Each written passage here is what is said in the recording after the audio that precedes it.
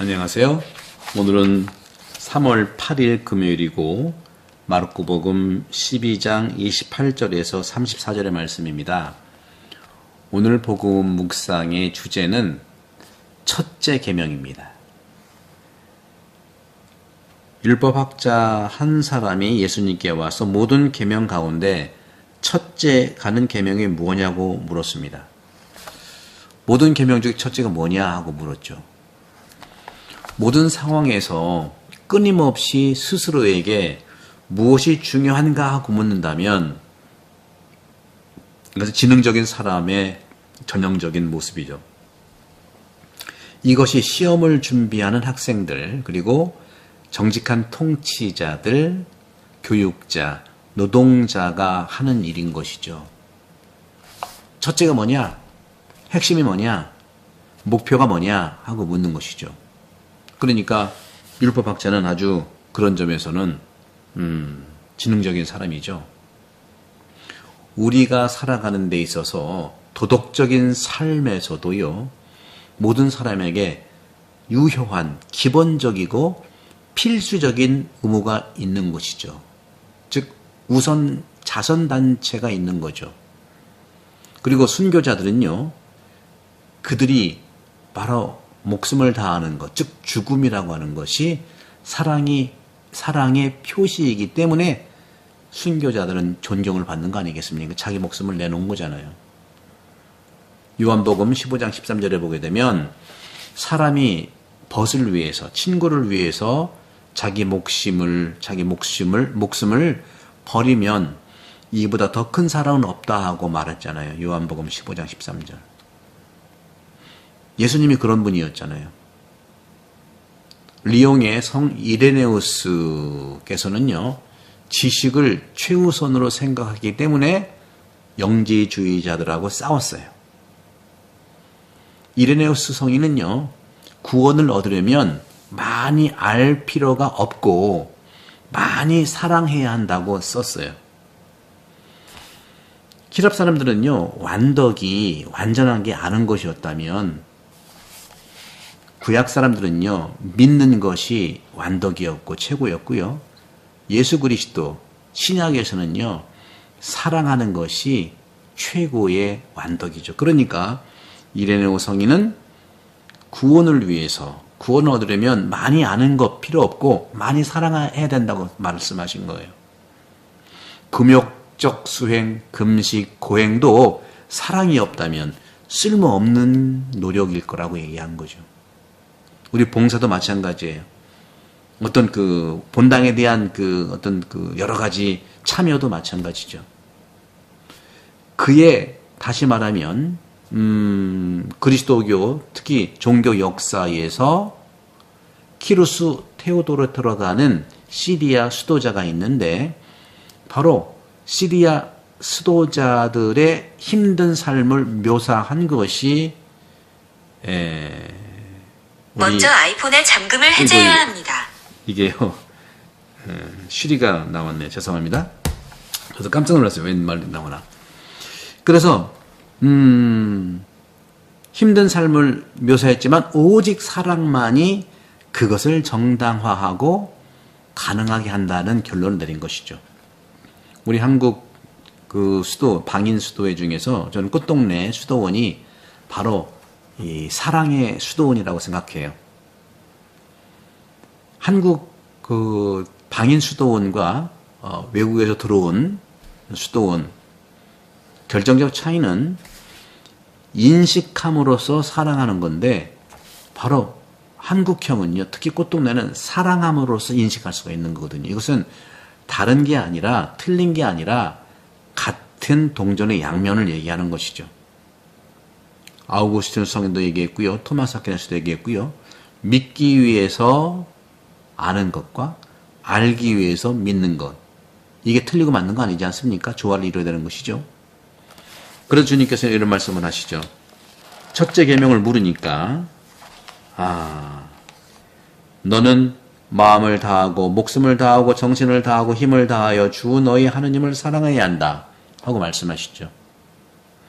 무엇보다도 하느님을 사랑하라는 권고는 불가능한 것처럼 보이지만 그런 점에서 동구권의 이 체코 나라가 있잖아요. 체코슬로바키아라죠. 체코는요. 어떤 노래가 있는데 또 아이러니한 내용의 노래가 있어요. 뭐냐면 내가 당신을 사랑하는 것처럼 하느님을 사랑했다면 나는 이미 하늘의 천사들만큼 거룩했을 것입니다. 보통 우리가 하느님을 사랑한다면 당신을 사랑한다 얘기하는데 그 체코의 이런 아이러니한 노래 내용은 내가 당신 너를 사랑한 것처럼 하느님을 사랑했다면 나는 이미 하늘의 천사들만큼 거룩했을 것이다. 그리고 뒤집어보는 이런 그 영적 훈련이 필요한데요.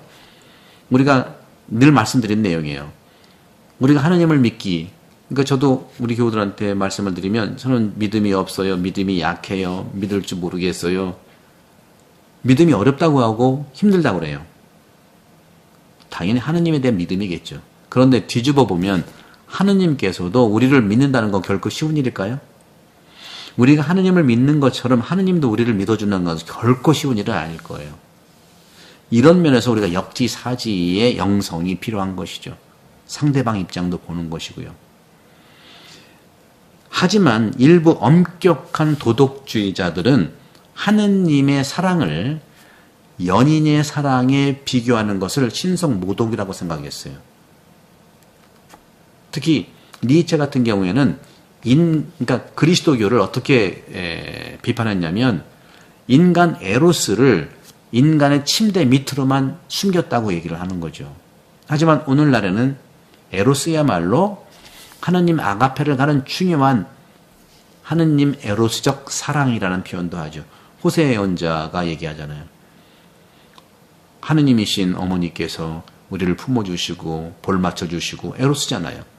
이 에로스도 신적 아가페의 한 부분이라는 말씀을 하고 싶은 겁니다. 그래서 이렇게 하지만 우리 삶과 인간의 감정이 항상 부정적인 것은 아니죠. 대부분의 사람들은요, 많은 것을 좋아합니다.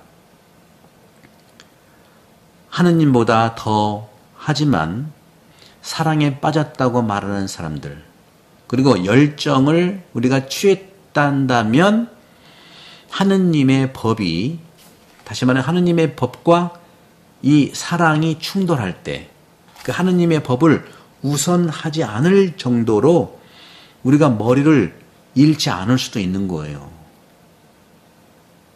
원칙이 있는 것이죠. 호주에서는요, 이렇게 라운드어바웃이라고 하는데 회전 교차로가 있잖아요.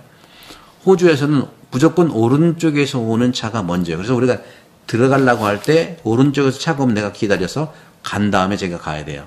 근데 우리 한국은 왼쪽이 우선이죠. 왼쪽을 보면서 오면은 기다렸다가 지나간 다음에 가는 거잖아요.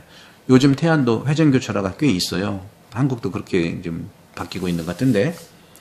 그렇기 때문에 길에서는 오른쪽이나 큰 길에서 오는 사람을 우선권으로 갖게 하는 것처럼 은유적으로도 우리 삶에 하느님은 항상 먼저 오신다는 거, 오른쪽에 오신다고 말할 수 있겠죠. 우리가 그것을 무시하더라도 그는 우리의 모든 이익보다 우선시 된다는 말입니다. 그러면서 오늘 주님께서는 말씀하십니다. 둘째는 이것이다. 첫째를 물어봤는데 예수님은 둘째까지 얘기하는 거예요.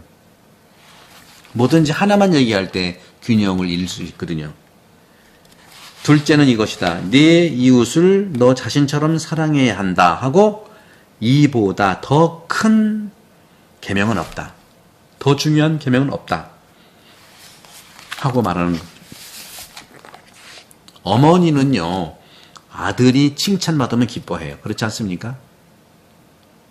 저도 우리 신학생들이 또 칭찬받으면 저희가 기분 좋잖아요. 그들 사이의 유대감은 너무 강해서 아들의 성공이 곧 어머니의 성공이기 때문에 그렇지 않습니까? 이렇게 영적인 연대, 영적인 연합의 아름다운 예는 구약의 역사라고 볼 수 있어요. 주님의 영광은 기도할 때 주 우리 하느님 이렇게 말하는 유대인들이 승리하고 그리고 힘과 동일시되는 것이죠. 유대인들의 승리와 유대인들의 힘 바로 동일시되는 것이죠. 왜냐하면 그들은 하느님을 자신들의 것으로 깊이 느끼기 때문입니다. 우리도 역시 마찬가지예요. 하느님을 깊이 우리의 아버지로 느꼈다면, 아니면 나로 우리 것으로 느꼈다면, 우리는 하느님의 통치의 성공을 내 기쁨, 우리 기쁨으로 느낄 거예요. 우리가 남이가 하는 말이죠. 또 패배를 슬픔의 이유로도 느낄 겁니다. 기쁠 때나 슬플 때나 말이죠. 우정이라고 하는 것은요, 친구가 우리를 필요로 할 때 준비되어 있다는 것을 의미합니다. 하느님은 아무것도 필요하지 않으시지만 우리를 사랑하시고 우리에게 우정을 요구하시는 것이죠. 우리는 지상에서 하느님의 왕국을 실현하는 데 있어서 그분과 협력함으로써 이것을 잘 보여줄 수 있는 것입니다. 이것이 하느님께서 인간에게 맡기신 사명이죠. 하느님을 사랑하는 사람은 하느님께서 부르실 때 이사야서 6장 8절 예, 여기 있습니다. 나를 보내소서. 이렇게 말한 이사야야말로 응답할 수가 있는 것입니다. 사순식이 하느님의 부르심, 예수님 통해 부르시는 사명에 우리도 예할 수 있는 은혜로운 사순시가 되기를 축복드리고 구독, 선교 부탁드리면서 여러분들 대단히 감사합니다. 성부와 성자와 성령께서는 여러분 모두를 강복합니다. 감사합니다.